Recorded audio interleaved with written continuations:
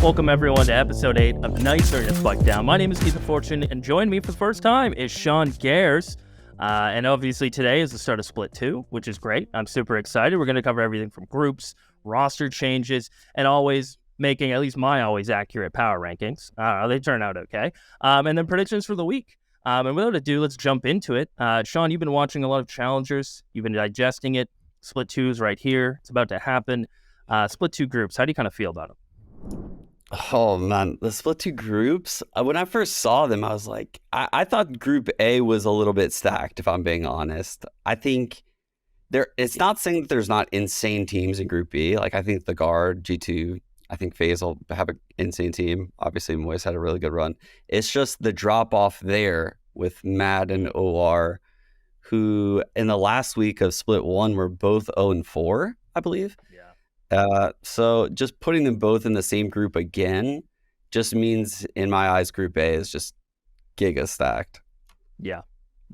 I mean, I've been quote unquote cheating. I've been talking to the players, and we did predictions for the groups, and every person Group A was different for most people. Group B was like, yeah, it's the top 4, which, I mean, it makes complete sense. Mad Lions ended up getting a win over OR in the end, so that was good for them.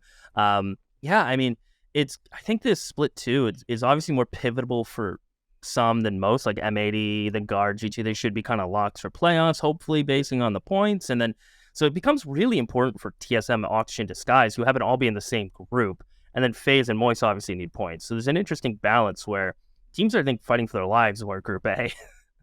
Yeah, and you actually get more points in this split than the prior one, right? Slightly more. Yeah, there's a slight increase, right? I think first for Split 1 was 20. I believe it's 25. So there's incentive to do better. But obviously with groups, same teams, some different faces, we're going to try to cover as many roster changes as we can. This is updated to my knowledge. Quite a few teams making a change. 5 teams in total. I think maybe even there's more perhaps coming down the pipeline. I guess we'll start with FaZe. Dicey and Rossi gone, Tig and Mame in.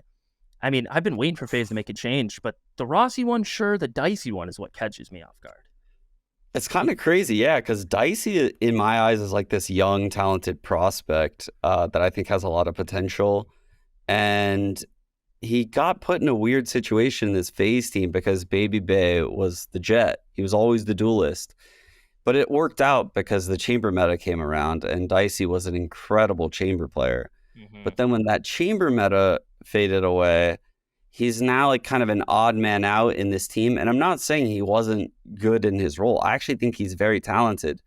I just think he could find a better team, truthfully, a better fit for him as a player, because I think he's a really good player still. I totally agree. And I don't know if that's going to end up being another challenger team or maybe franchising when the roster locks lift or, around the banner in Americas, or who knows, maybe he can go somewhere else. Hopefully this makes the FaZe team better. I think the Tig and Mame ad, I mean, Mame coming back, jumping into Turtle Troop, earning that respect almost instantly. I feel like he hasn't had any drop off from his time off, which is crazy to me too. Dude, honestly, like, getting those 2 players seems like an insane duo to pick up, because what they did in Turtle Troop was incredible at the end of Split 1. Yeah. I think that's like a steal that FaZe just got, getting those 2 like that. I'm not saying that I don't think Rossi and Dicey are bad players, but just knowing what happened when Tig and Mame joined Turtle Troop last split. Yep. I think like joining the core of FaZe, that team is going to be sick. Yeah, and I mean, it's going to hopefully shift roles to more of a comfortable situation over there. I hope, at least I can envision. It's sad we won't see a Mame Omen op, but hey, I can live without that. And let's talk about Turtle Troop, right? Obviously, FaZe taking 2 players. Yeah, go ahead. One question. Do you think, is Tig going to call, or is it Poised on that team? So I think Poise is going to keep calling. I think what's going to happen is you're going to see Tig slot into that smoke role a bit more, is my guess. That's my assumption of it, at least. I could see that making a bit more sense, maybe. And then Mame on Initiator. That's my guess. And then leaving Poise on kind of like a flex, but I could be entirely wrong. I think you're probably right. I think that's what they're going to go for. I think Tig would make an insane secondary caller, and he probably has really good work ethic doing those kind of things. So I think that's, like I said, this is a really good addition to this team. Yeah, and I mean, one positive for FaZe is a negative for TTR. I mean, I think they still made out pretty decent with the changes. I don't know if you can even call it a downgrade. I mean, obviously, it helps FaZe more than it helps Turtle Troop, especially considering the group they're in. But they do get Dazzle and Rossi in for the Tig and Mame changes. Um, Solid pickups. I think they had to fill the IGL shoes. It makes sense. It's funny that Dazzle's going to be the same group as Shopify, which that's exciting. And Rossi instantly lands on his feet. Obviously not a paid landing, but it's still a landing, I suppose. Yeah, this is a pretty good replacements. I mean, honestly, Challengers is so sick. The Dazzle obviously coming from Shopify, and I mean he had great success on that team. It's just they had a really bad split, quite unfortunate. So they need to make like a change to the core.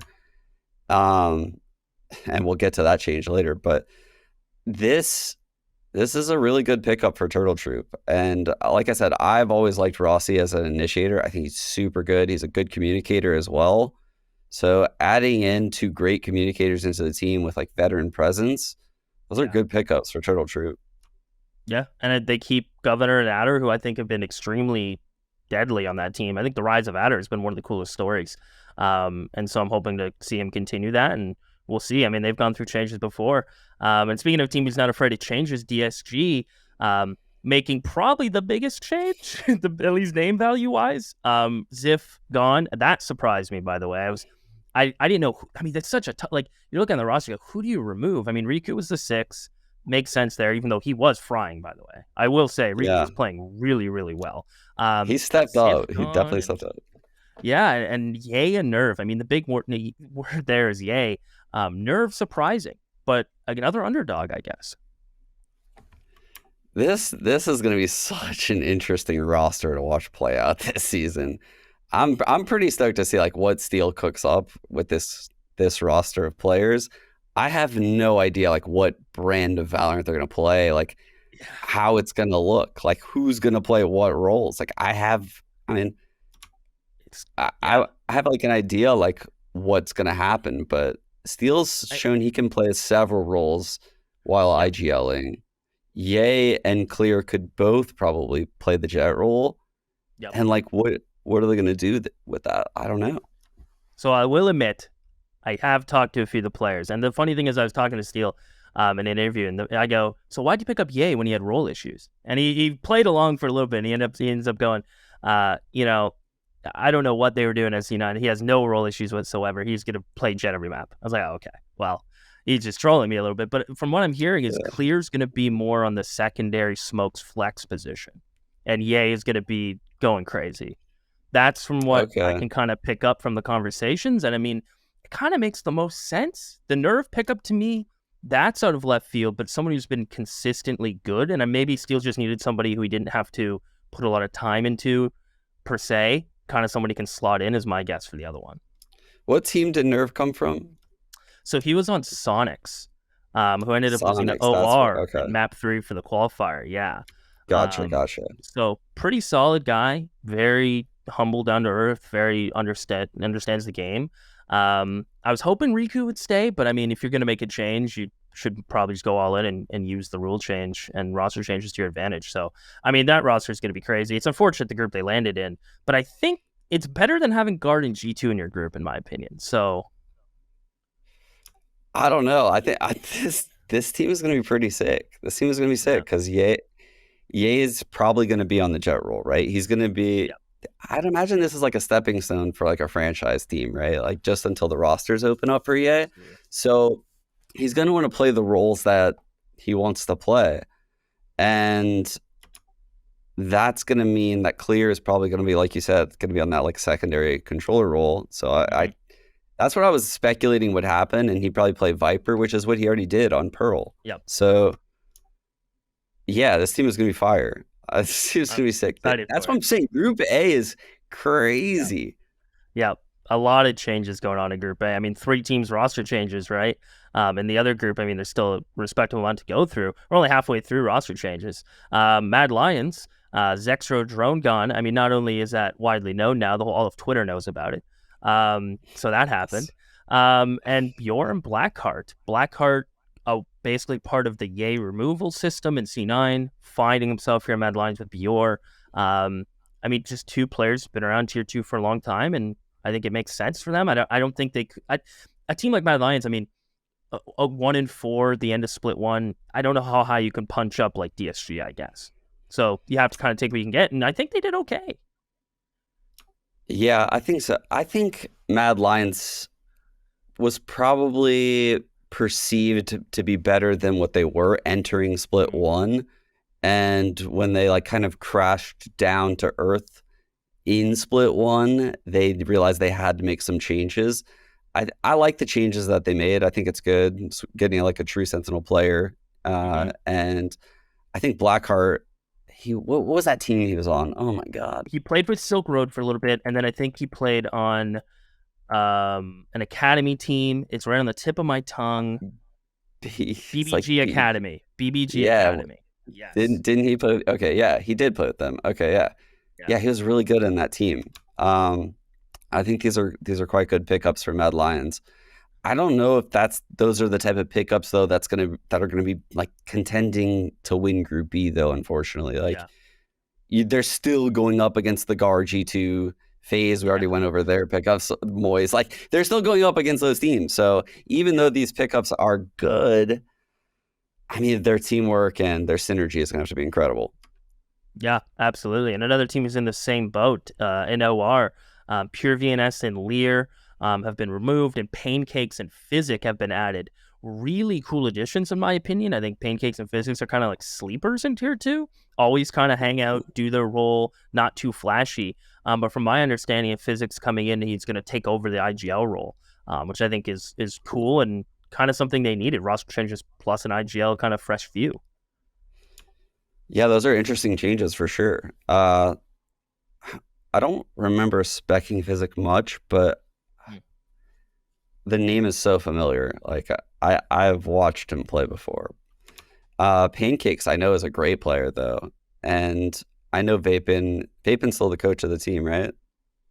I believe he is. Yeah, I believe he is. He's a great coach. So I'm sure he's probably still there, unless he had a different offer. Let me see. Yeah, he is there. So I really think that OR is one of those teams that could maybe like upset one of the teams in this group. Like they're gonna get a win or two they shouldn't. I feel like. Absolutely. I don't know if they'll make playoffs, but they won't. It won't be like split one. Yeah, that's my prediction for them. I totally agree. And for those of you who might not remember Physic, I believe he was on Soar with Vic and Thief and Randy Savage in them for a little bit there. So definitely has the experience. That's the one. Definitely has that experience. So we'll see if that can translate. I don't see why not. I mean, if Mame can come back, I'm sure Physic can come back, right? These guys have still been grinding. And the last one, to my knowledge, is Shopify Rebellion in Group A. Dazzle, we talked about earlier, and Vanity coming in. So both C9 players landing on their feet, finding a place to call home. I mean, great addition for Shopify. I don't know if I would say it's better than DSG's additions, who might take the cake for best roster changes of the offseason. But I love it, Vanity. I mean, I'm obviously going to be biased because I'm on Shopify, but yeah. But I think this is a fantastic pickup for the team. First of all, I think, it's good to have a culture change when you have a bad performance like they had in split one. I think it'll do a lot for the team to have a different in-game leader, different voice that they hear day in and day out.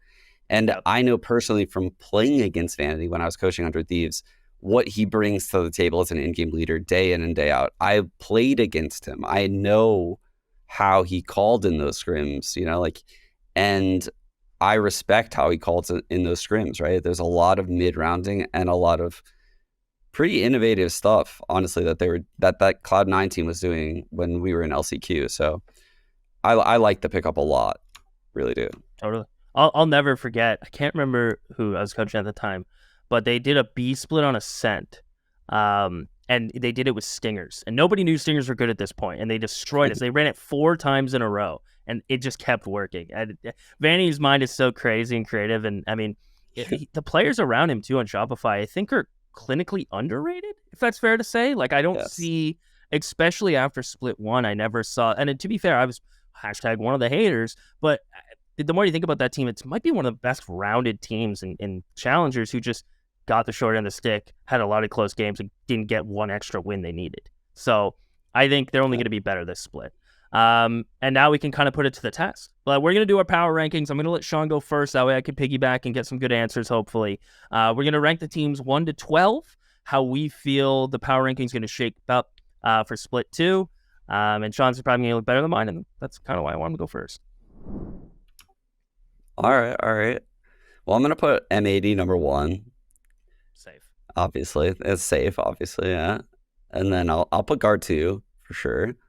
I'll put them ahead of G2. And then I'll put G2. And then after G2, I'm putting Shopify. Okay. And then after Shopify, I'm putting... Whoa. This is where it gets hard. This is where it gets really hard. Yeah. You're in the middle section now. This is where I'm going sleep. I'm going disguised. Ooh, I'm going content. okay. I'm going content. I respect And then after them, I'm going phase. Okay. And then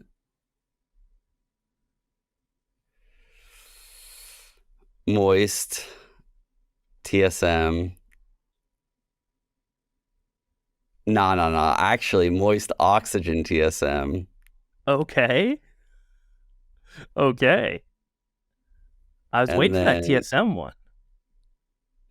Turtle Troop is still left, right? So I'm going Turtle Troop. Yep. And then OR. And then OR. OR. Okay. OR. And I'm actually thinking Mad is at the bottom. Ooh. This okay. This is so hard, dude. This is so no. This is actually this section is troll. The last 5 teams are like, man, like they can all beat each other, but it's this crazy is to have so to think. difficult. Okay, you know what? I respect that list. I am gonna steal a little bit from you. I am gonna go M80. I'm gonna do guard second with G2 third, kind of copying your wave here. And this is where I'm gonna get maybe spicy. I'm gonna go moist phase. Hot take, maybe. So moist phase. Then I'm going oxygen. This is tough. I'm gonna go oxygen, DSG, TSM, Troop, Mad OR. Man, I had a speed run. Otherwise, I would have sat there and overthunk it forever. It's really hard, actually. We're gonna put them both up on screen and see whose comes to light. But man, the bottom 6, like you can easily do top 5, maybe 6. As soon as you get past like 5, 6, you're like, oh my goodness, like how do you do this? So hey, we did it though. We did it. There's so many good players in challengers, man. Like it's so insane. Like these teams are so deep now in challengers. Watching split 1 was amazing. I loved it. And then split 2, the stakes are even higher. Like now it's playoffs. It's making the road to ascension at this point. It's right around the corner. So it's crazy. Well, with the hard part being done, hopefully, we'll see how difficult the Preds for week 1 are. Look, we're going to do them day by day. We'll start with Tuesday, Wednesday, Thursday. I'll hammer out Tuesday first. Don't worry, Sean. I'll take the pressure off your hands on Tuesday.